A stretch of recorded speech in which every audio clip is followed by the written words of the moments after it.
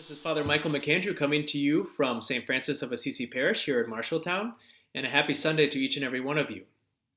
My week this week has been a very strange one, very different than any other one I've experienced as a priest. Every day when the office closed at 4:30, I came directly over to the rectory here and stayed here for the rest of the night.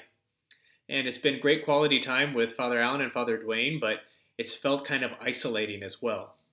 I'm really ready to get out to visit people.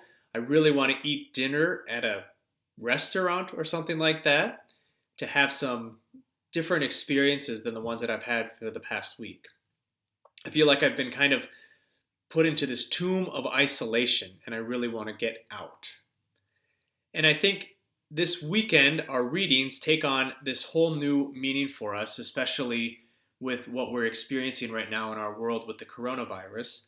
This feeling of isolation, this feeling of being entrapped in a tomb, of feeling dead and really wanting to be brought back to life. We as human beings really desire that new life within us. And right now we really desire to be together, to have connection. In our first reading from the prophet Ezekiel, we hear of the Lord God saying to Ezekiel how he's going to bring his people back to life. He's going to bring them out of their graves, and he's going to put his spirit within them so that they might live. And that's a beautiful, beautiful thing that we hear there. And then we hear from the gospel, we hear Jesus actually calling Lazarus back to life. After he's been dead for 4 days, he calls him out of the tomb, that tells him to roll away the stone and bring Lazarus out. So we see new life actually coming right there before the people's eyes there.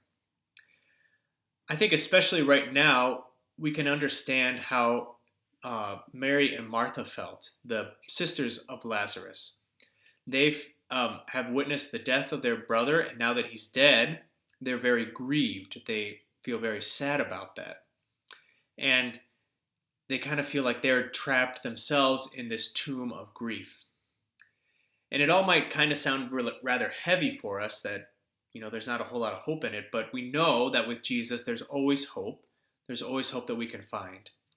And the hope is this, that Jesus is the one who is able to bring us out of those dark places, to bring us out of the tombs that we have in our own lives, to bring us out of isolation, to bring us to communion with him and with one another.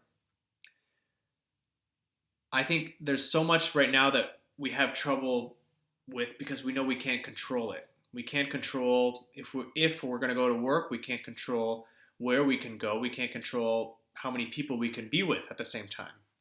But what we can control is our relationship with Jesus. Well, we can't control that ourselves, but we can allow Jesus to come in and to be more a part of our lives. We can allow him to come in and bring us out of those dark places, to bring us to new life.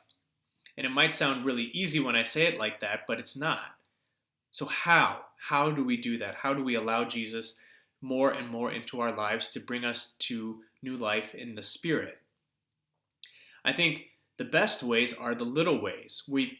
Right now for us, in our lives, we don't really have a whole lot to hold on to other than the little things that we do have. Those little moments we have with our families, those little things we can do each day, our little rituals that kind of bring us hope or consolation even in the midst of what we're going through right now.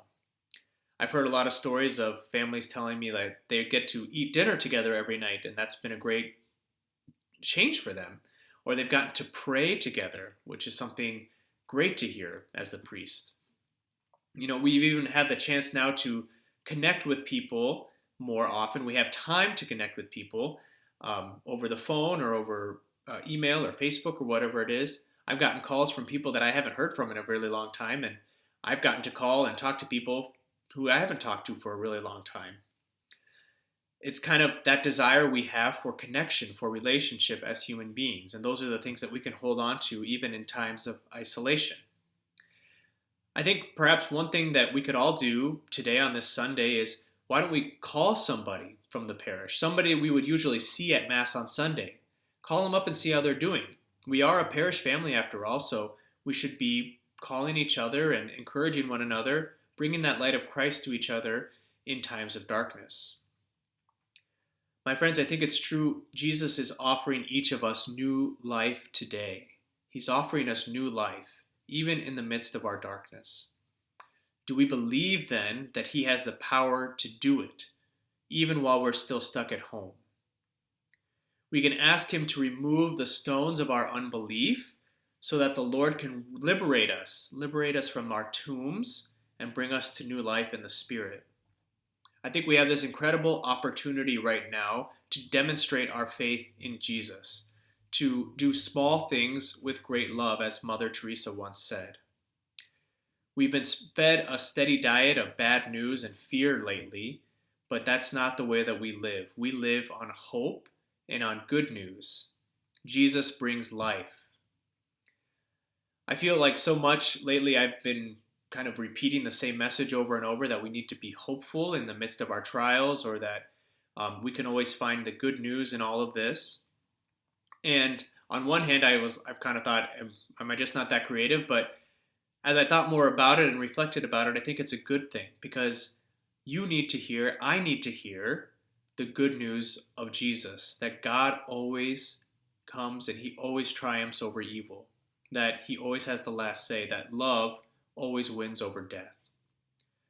So my friends, we can do this. We can continue to allow Jesus to lift us up, to lift up our spirits, to be the life that we live by, even in the midst of isolation. And when we do allow Jesus in, when we do share and see that light of faith within each one of us, we get to see the glory of God manifested right before our very eyes.